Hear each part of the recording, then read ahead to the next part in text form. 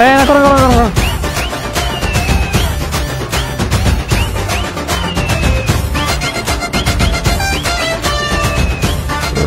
যে মামা ভাড়া। কি দিলেন মামা? আপনার টাকায় উড়ে পেলাম 100 টাকা ভাড়া, আপনি দিলেন 20 টাকা।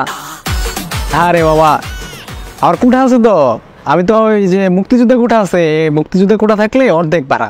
যুদ্ধ কি আপনি করছেন? আমি মুক্তিযুদ্ধ দিতে যাবো কেন? আমার দাদা মুক্তিযুদ্ধ ছিল। যুদ্ধ আপনার দাদা করছে না, ঠিক আছে মুক্তিযুদ্ধ করে সম্মান করি, তো মামা অর্ধেক একটু বেশি হয়ে যায়, তার বাকি 30 টাকাটা দেন।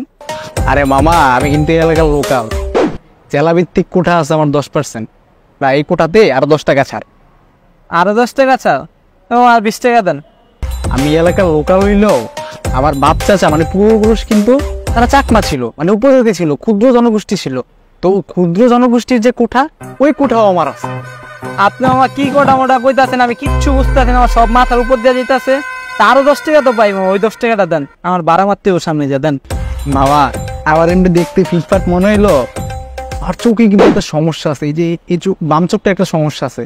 ওই প্রতিবন্ধী কোঠা থেকে আরো 10 টাকা ছাড়, কারণ এই কোঠাটাও আমার আছে। ও আপনি প্রতিবন্ধীও?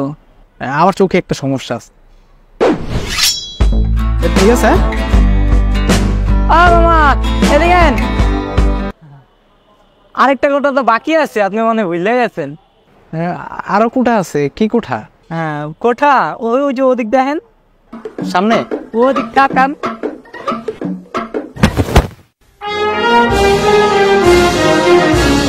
এলো রাতি কোঠা।